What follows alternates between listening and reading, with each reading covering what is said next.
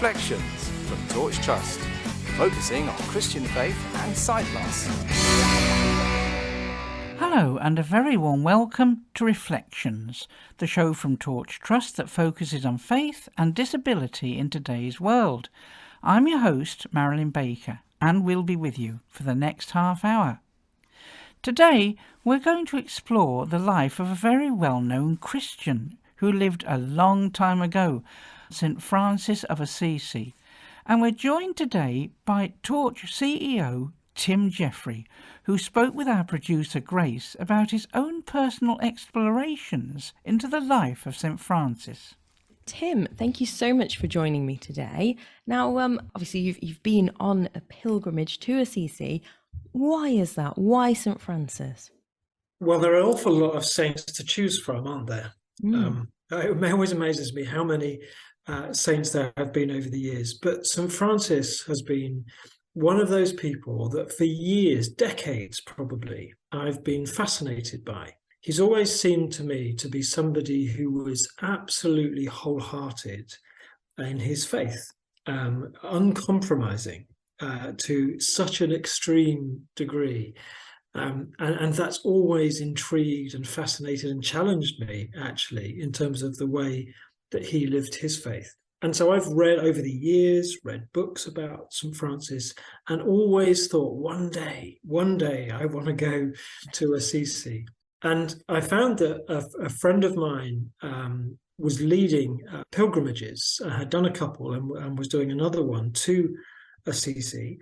And so I spoke to my wife about it, and we signed up and said, come on, let's do it. Let's go to where Francis lived in Italy, and really kind of look at the story and really sort of feel and appreciate and see the sort of place that it was, the countryside around.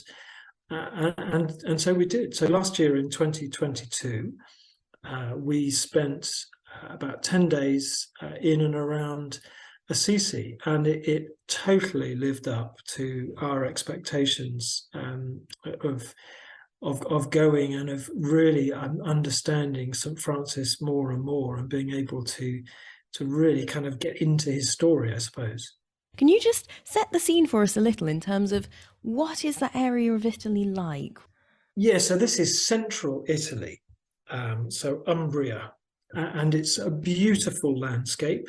So lots of quite big hills and mountains with valleys. So imagine valleys that are sort of populated, have got towns in and vineyards and fields in the valleys. And then very often sort of quite wooded mountains sort of surrounding the valleys.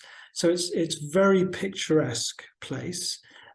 With some amazing old towns. So this is kind of medieval Italy, with towns perched on the tops of hills for their own protection, with walls around them. And Assisi is one of those. So it's built on a kind of spur of a hill, and very steep roads in Assisi itself.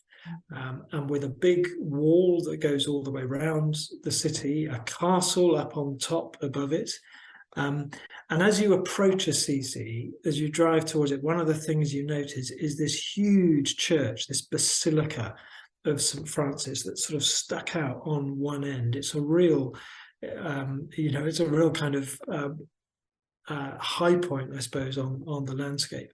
Wow, it sounds breathtaking. And I imagine being somewhere like that, it makes it easier to feel more connected to St Francis, to kind of bring it all alive. Did you find that? Yes, very much so. There's something, isn't there, about sort of treading the streets that somebody like that went through themselves, of going up into the hills where Francis would go and take himself away and live in a cave and just live in silence and solitude and praying. And so going up into some of those hills and being in those caves and being in the woodland and experiencing the creatures and the wind in the trees and the views that he would have had absolutely brought the whole story of his life home. And also, I think, you can hear the name of the place, can't you? So one of the famous places in his life was the Portiuncula. There's an interesting name. And I kind of had heard about it and read about it, but actually going and seeing where it was in the valley. And although the trees, it was surrounded by woodland in Francis Day, although all of that's gone and there's a town all around it, you kind of get a sense of the valleys and the hills and the way that sort of people lived in that time. And therefore, when it talks about a journey that Francis made from one place to another, you have a sense of what that meant. And in walking, we were there in September, so walking up some steep hills, in the midday when it was warm, you have that sense of, this is quite hard work. And we'll be hearing more from Tim later in the show. I've been digging into the Torch Library catalogue to see what I can find out about St Francis, and I'd like to share an extract with you now. This is from the book The Age of Knights and Friars, Popes and Reformers by Lee Churchill, which is available to borrow from Torch in Braille and audio. Francis was the son of a merchant in the Italian town of Assisi. Like other wealthy young men about town, he had a great taste for fine food, expensive clothes, and a good party. He lavished money on his own amusements, but he was also very generous in a haphazard sort of way. In short, the merchant's son had little appreciation of the value of money. Francis naturally was trained by his father in the family business. In Francis's late teens, however, Assisi went to war with the city of Perugia, and Francis had a brief career as a soldier. He was captured by the enemy and spent about a year in prison, but, far from finding his taste for warfare lessened by this experience, by the time of his release, Francis's thoughts had turned wholly to the life of chivalry. Once back in Assisi, Francis purchased a fine new set of clothes suitable for a young knight. As he walked through the town, daydreaming of the glories of war, Francis happened to meet with a half-naked old beggar, whom he recognized as a bankrupt knight. Surely this was no just fate for a fellow cavalier. "Take them, cover yourself." Almost before he knew what he was doing, Francis was stripping off his finery and handing it to the beggar. The following night Francis had a pleasing dream. He saw a room filled with weapons of war, coats of mail, and military banners, each imprinted with the sign of the cross. "All these," said a voice, "are for yourself and your knights." Even more convinced that his future lay in bloody warfare, Francis set out for a nearby trouble spot in the hope of winning distinction in battle and achieving knighthood. On the way, however, he had another vivid dream. A firm voice commanded his return to Assisi, and Francis felt compelled to obey. "The soldier's path is not for you." The party scene in Assisi began to pale on Francis. He became vague and dreamy, and his friends decided that he must be falling in love. In a way, they were right. Francis's acts of charity became even more profuse. His was now real charity, real heartfelt concern for others. He began reaching out in love to all around him, regardless of the cost. The jovial young man had never before come close to the lepers of Assisi. It had often caused him a twinge of guilt, but he could not help a natural fear and repugnance of the highly contagious and revolting disease. In his own words, "I would skirt the lepers' houses by a good 2 miles, and even at that range would plug my nose." Now, however, even this spiritual barrier came down. As he trotted through a valley, the moment of trial approached. "God bless you, brother," said Francis, descending from his horse. Transported by fearful joy, and feeling a great throb of freedom within, Francis kissed the leprous beggar's outstretched hand, and filled it with gold. He had stepped into the unknown. Francis' thinking was in turmoil.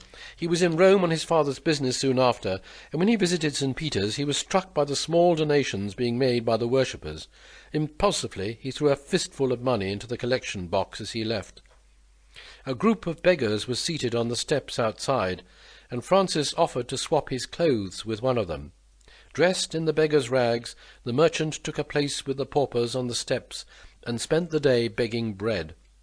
His charity had become so impulsive as to be a madness. When Francis returned to Assisi, the changes in him were apparent to all.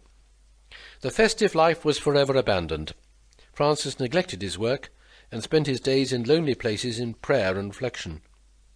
He had gained in spiritual understanding, but he had lost his old joy.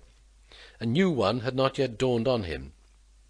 One day he was praying in an old broken-down church dedicated to Peter Damiani, when it seemed that he heard a voice from the cross upon the wall. "Behold, my house in ruins. Go and restore it for me." "Yes, Lord." The implications of these words were totally unknown to Francis. He immediately seized the most obvious meaning, and was convinced that Christ had commanded the repair of St. Damiani's. What could he do? Francis took several bales of cloth from his father's warehouse, sold these in the town, and then took the money to the priest of the run-down church. "How did you come by this money?" The priest, hearing the truth, refused the offering. Francis tossed the money bag into a dusty corner and left. Francis's father now went on the warpath. He began a search for the runaway thief, and Francis only evaded him by hiding for a few days in a nearby cave. Francis passed his time in prayer, and he soon found a new peace welling up inside until perfect love cast out fear. Francis returned to town. His eccentric change of life had not gone unnoticed by his neighbours, and his appearance in the streets created a stir. "Fruitcake!" It was a stall-holder tossing a stone at him. "Madman!" Soon Francis was being chased through the streets, pelted and insulted by all and sundry. His father came out to see the cause of the commotion, and when he saw that it was Francis, his indignation and shame overpowered any sense of pity. He beat his son, put him in chains, and locked him away in a cellar. When the merchant went away on business a few days later, Francis's mother secretly aided her son's escape. It was an act of love, but it was also an act of severance. He was released, never to return. Now let's go back to Tim Jeffrey to learn more about St Francis of Assisi. So spiritually, what did you take from this trip? What did you kind of experience there on a spiritual level? So for me, it was very much this sense of, here was this guy who was a son of one of the richest families in Assisi.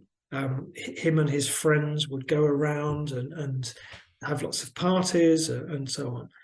And his kind of move from that to being a hermit and somebody who gave up all of their privilege. There was a point in his story, a real turning point, where he had given away some of his father, who was a cloth merchant, some of his father's cloth to somebody poor so that they could feed themselves. And his father was really outraged by this and so effectively disowned him.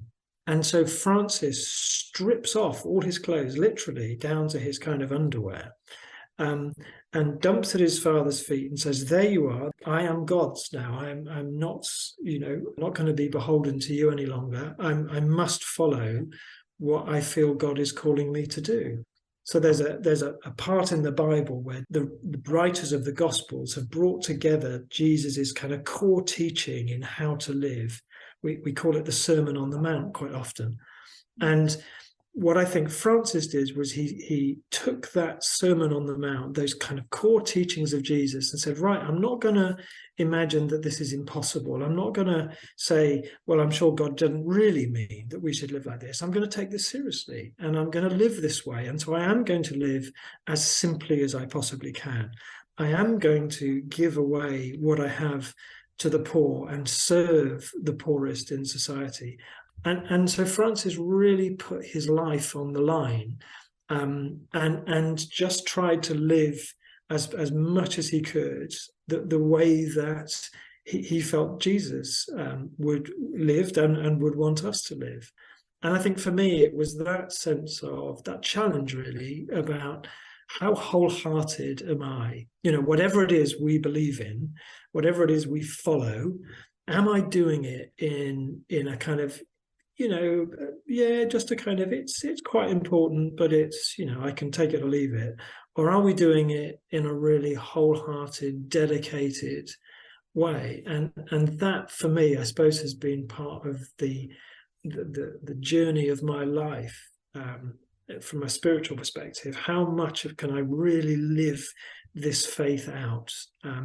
And so Francis's encouragement and learning about his life and being there and seeing and hearing about and really appreciating the things that he did really made me want to kind of throw myself even more wholeheartedly, I suppose, into my faith.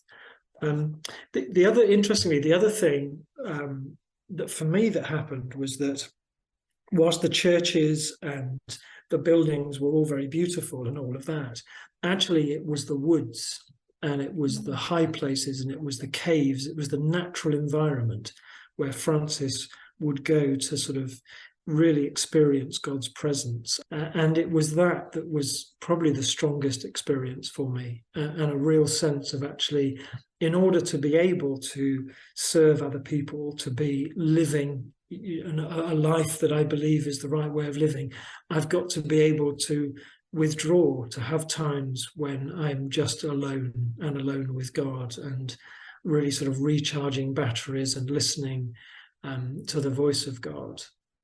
So 1 year on from your trip, how would you look back at it now? What are some of the ways that it's kind of had a lasting effect on you, perhaps?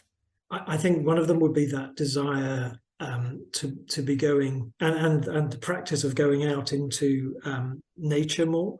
So one of the things my wife and I have done is we had some woodland near us, and we found a little tree, or a big tree, with a kind of a place where we call it our prayer cave, to go and sit in the wild with the birds and the animals and the rustlings in the undergrowth and sometimes the rain, and just spend time in quiet, being sort of restored and being open to God's presence. So that's one of the things I think that is a lasting thing. This coming year, we are going to Bardsey Island, which is an island off the north coast of Wales, tiny little island, but a very key place for Celtic spirituality. So there's only more saints buried there than anywhere else in the world, or in the UK at least. And we're going on retreat, and it's the sort of place where you have to take everything with you. There's no running water, no electricity. You take all your food for the week on the ferry that takes you over, and then you're stranded on this island for a week. And so that's doing that this year for a week in May is a direct result of our sense together, my wife and I, that actually being away in the wild from mobile phone signals and email and all those things actually is a key part of our spiritual growth, our ability then to come back and serve other people and to live in the kind of way that we would want to be living. So several things really. And I continue to read books about Francis. I continue to find his life fascinating and learn from it, and the way that other people have tried to follow his way, really. So I still have books on my bookshelf. I'm reading one at the moment called The Footprints of Francis, which is very interesting. So it's having an ongoing impact. Well, that's all we have time for today. If you'd like to learn more about any of the services provided by Torch Trust, including our lending library of accessible books, our holidays for blind and partially sighted people, or our ongoing virtual Lent course, which is open to all, then do get in touch. The number to call is 01858 438 260, or you can email info@torchtrust.org. We're also on social media. Just search for Torch Trust on Facebook, Twitter and Instagram. Why not leave a comment, question or song request for us? We love hearing from our listeners, so do get in touch. I'll be back next week with more, but until then, from me, Marilyn and everyone on the Reflections team, goodbye and God bless. You've been listening to Reflections from Torch Trust.